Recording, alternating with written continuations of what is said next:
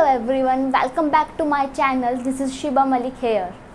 आज का जो हमारा टॉपिक है वो है code of ethics in nursing.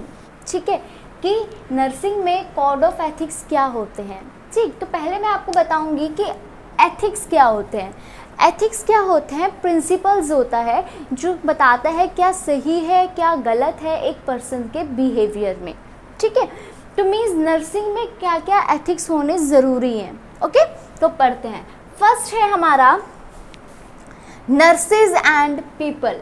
First code of ethic क्या है? Nurses and people. Nurse I hope you know, then people से यहाँ पे मतलब है पेशेंट।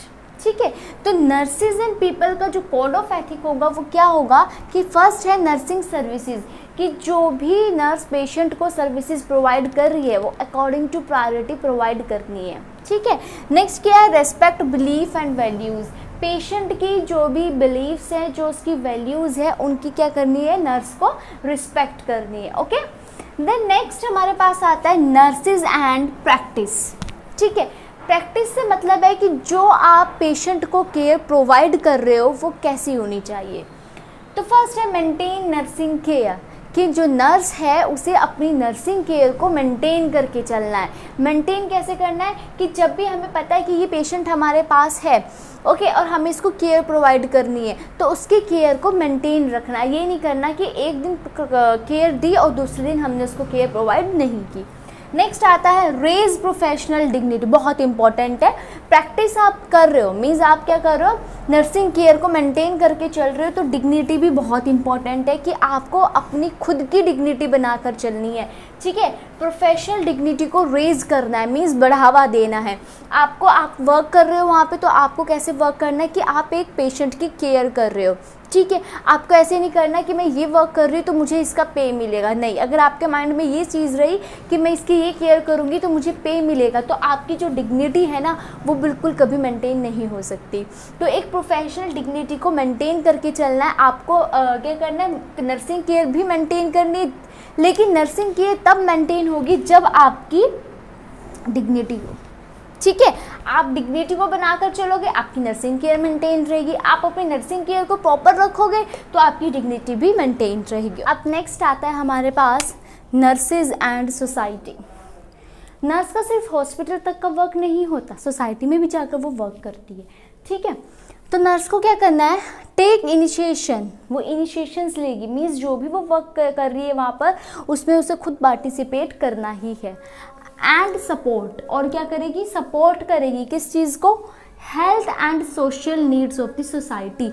सोसाइटी की हेल्थ में सपोर्ट करेगी, उसकी जो भी सोशल नीड्स है उसमें क्या करेगी? उनको सपोर्ट करेगी। बिकॉज एक नर्स है जो क्या करती है? एजुकेट करती है किसको? सोसाइटी को। ठीक है, हेल्थ एजुकेशन प्रोवाइड करती है, उसके रिगार्डिंग वो बता सकती है, हेल्थ के रिगार्डिंग बता सकती है कि हेल्थ क्या होती है, क्यों इम्पोर्टेंट है हेल्थ। तो ये सब किसकी रिस्पॉन्सिबिलिटी होती है? एक नर्स की। ठीक है, तो ये भी हमारे कोड ऑफ एथिक्स में आता है। ओके, नेक्स्ट हमारे पास है नर्सेज एंड कोवर्कर। बहुत इंपॉर्टेंट है। कोवर्कर से मतलब है कि जिसके साथ आप वर्क कर रहे हो। ठीक है, आप एक वार्ड में काम कर रहे हो तो जो वहाँ पे स्टाफ है वो होता है कोवर्कर। अपने कोवर्कर के साथ अच्छे से काम करना भी बहुत ज़रूरी होता है। तो इसमें आता है कोऑपरेटिव रिलेशनशिप। मतलब आपको जो अपने कोवर्कर से, जो अपने आपके मेंबर्स हैं उनसे जो रिलेशनशिप बना के रखना है वो कैसा होना चाहिए? कोऑपरेटिव होना चाहिए। ओके, नेक्स्ट है नर्सेज एंड प्रोफेशनल से मतलब है जो वर्क वो कर रही है। ठीक है, तो प्रोफेशनल में क्या आता है कि उसको अपनी डिग्निटी को मेंटेन करना है। Play important role in raising the dignity of nursing practice. जो भी वो नर्सिंग वर्क कर रही है, जो नर्सिंग प्रैक्टिस वो कर रही है, उसमें उसको क्या है? अपनी डिग्निटी को मेंटेन करके रखना है और अपनी डिग्निटी को रेज करना है। ओके, तो ये थे हमारे क्या? Code of ethics in nursing. हमारे पास आता है बेसिक टर्म्स इन एथिक्स, कि एथिक्स में कौन कौन सी बेसिक टर्म्स यूज़ की जाती है। ठीक है, तो इसमें जो फर्स्ट टर्म है वो है प्रिंसिपल ऑफ ऑटोनॉमी। ऑटोनॉमी का मतलब होता है खुद से। ओके, तो इसमें क्या है, इंडिपेंडेंस, मतलब ये है कि जो पेशेंट है वो इंडिपेंडेंस है, उसको पूरा राइट होता है कि वो अपनी मेडिकल केयर के बारे में जान सके और अपनी मेडिकल केयर के बारे में क्या है, अपने आप डिसीजन ले सके। ठीक है, तो इसके नाम से ही समझ में इजीली आ रहा है, ऑटोनॉमी मीन्स इंडिपेंडेंस। तो इसमें जो है पेशेंट क्या है, पेशेंट को फुल फ्रीडम होती है कि वो अपनी मेडिकल केयर, अपने ट्रीटमेंट के बारे में जान सके और उसके रिगार्डिंग डिसीजन ले सके। ठीक है, नेक्स्ट आता है प्रिंसिपल ऑफ जस्टिस। इसमें आता है कि जो भी नर्स पेशेंट को प्रोवाइड कर रही है वो इक्वली देना है। फॉर एग्जाम्पल, अगर नर्स जो है वो किसी कम्युनिटी में गई, वहाँ पे कुछ मेडिकेशंस डिस्ट्रीब्यूट करने गई, ठीक है, तो उसको बिना कास्ट को देखे हुए कि ये इस कास्ट का है तो मैं इसको मेडिकेशन प्रोवाइड नहीं करूँगी, ये इस कास्ट का है तो मैं इसको दूंगी, ऐसे नहीं करना है। बिना किस चीज़ के बिना किसी लाइक डिफ्रेंशिएट नहीं करना कास्ट को कि इस कास्ट का है, एज नहीं देखनी। तो क्या है, हर चीज़ जो भी मेडिकेशन प्रोवाइड करनी, जो भी नर्सिंग प्रैक्टिसेस प्रोवाइड करेगी नर्स, वो क्या करेगी, पेशेंट को इक्वली प्रोवाइड करनी है। ठीक है, मीन्स भेदभाव नहीं करना। इस प्रिंसिपल ऑफ जस्टिस में सिंपल यही है कि हमें क्या है, भेदभाव नहीं करना। आप वहाँ पर नर्स हो, ये आपकी ड्यूटी रिस्पॉन्सिबिलिटी बनती है कि जो भी पेशेंट आ रहा है, उसकी कोई भी कास्ट हो, कोई भी रिलीजन हो, आपको उसको इक्वली क्या करना है, ट्रीटमेंट प्रोवाइड करना है। ओके, प्रिंसिपल आता है हमारे पास अब प्रिंसिपल ऑफ नॉन मैलिफिशेंस। नॉन मैलिफिशेंस का मतलब होता है अवॉइड हार्म, मीन्स आप पेशेंट को हार्म होने से बचाओगे, आप पेशेंट को चोट नहीं पहुंचाओगे। फॉर एग्जांपल, अगर आप पेशेंट को आईवी इंजेक्शन दे रहे हो, ठीक है, ऑब्वियस है आईवी इंजेक्शन दे रहे हो तो पेशेंट को पेन भी होगा। ठीक है, तो इसका ये मतलब नहीं है कि बस आपको अपना काम खत्म करना और आपने पेशेंट को क्या किया, जल्दी से पुश कर दे इंजेक्शन, और ये भी नहीं देखा कि उसको क्या है, पेन हो रहा है। तो आपको ऐसा नहीं करना है। आप आईवी इंजेक्शन पेशेंट को प्रोवाइड कर रहे हो तो उसको आप स्लोली प्रोवाइड करो, सो दैट आप क्या अवॉइड कर सको, हार्म। ठीक है, नेक्स्ट प्रिंसिपल आता है प्रिंसिपल ऑफ बेनिफिशियंस। बेनिफिशियंस का मतलब होता है डू गुड फॉर अदर्स, मतलब कि दूसरों के लिए अच्छा करना। अब एक नर्स है, वो दूसरों के लिए ऑब्वियस अच्छा ही करेगी, दूसरों के बारे में अच्छा ही सोचती है। एग्जाम्पल है कि अगर कोई वायलेंट पेशेंट है, ठीक है, बहुत ज़्यादा वायलेंट पेशेंट है, तो आपने उसको क्या किया, फिजिकली रिस्ट्रेन कर दिया।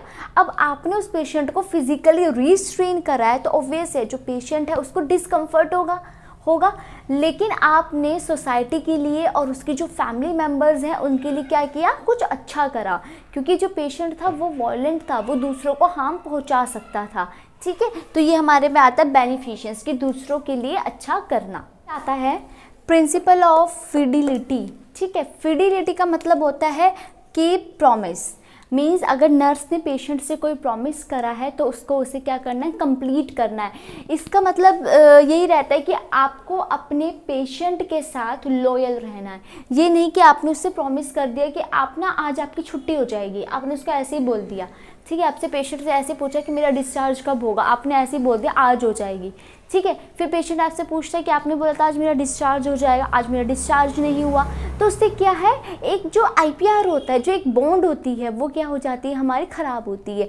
तो इसलिए जो नर्स है उसको क्या रहना है, पेशेंट के साथ लॉयल रहना है और अपने जो प्रोमिसेस हैं उनको पूरा करना है।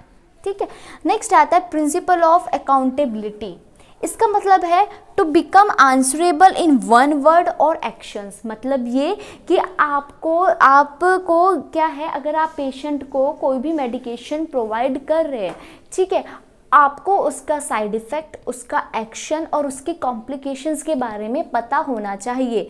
क्योंकि अगर आपको ये सब पता होगा तो अगर आपसे कोई क्वेश्चन करता है तो आप उसका आंसर किसी एक वर्ड में दे सकते हो। ठीक है, आप पेशेंट के पास गए मेडिकेशन लेकर, पेशेंट ने आपसे पूछ लिया कि इस जो आप मुझे दवाई दे रहे हैं, इस दवाई का एक्शन क्या है, आप मुझे क्यों दे रहे हैं, तो मीन्स अगर आपको पता होगा तो आप उसे एक वर्ड में क्या है, आंसर कर देंगे। ठीक है, तो ये होता है प्रिंसिपल ऑफ अकाउंटेबिलिटी। नेक्स्ट आता है प्रिंसिपल ऑफ कॉन्फिडेंशियलिटी। कॉन्फिडेंशियलिटी का मतलब होता है प्राइवेसी, कि हमें क्या है, एक नर्स को अपने पेशेंट की प्राइवेसी को मेंटेन रखना है। फॉर एग्जांपल अगर आपको पेशेंट ने कुछ बताया, ठीक है, पेशेंट ने आपको अपनी कोई बात बताई है, तो ये नर्स की रिस्पॉन्सिबिलिटी बनती है कि वो उस बात को लीक ना करे, अपने तक ही रखे। तो ये एक नर्स की रिस्पॉन्सिबिलिटी है। पहली रिस्पॉन्सिबिलिटी नर्स की यही है नर्सिंग केयर देते हुए कि वो अपने पेशेंट की को क्या करे, प्राइवेसी मेंटेन करे। प्राइवेसी जब वो केयर प्रोवाइड कर रही है उस टाइम भी प्राइवेसी प्रोवाइड कर दी है। अगर पेशेंट ने आपसे कुछ बात शेयर करी है तो उससे भी क्या है, आपको कॉन्फिडेंशियलिटी रखनी है उस बात का, ये नहीं कि सबको बताना है, ठीक है। तो ये था आज का मेरा topic, code of ethics and basic terms in ethics. I hope आप सबको समझ में आया होगा। मेरी वीडियो को लाइक और सब्सक्राइब कीजिएगा। न्यू वीडियो लेकर मैं जल्द ही आऊँगी।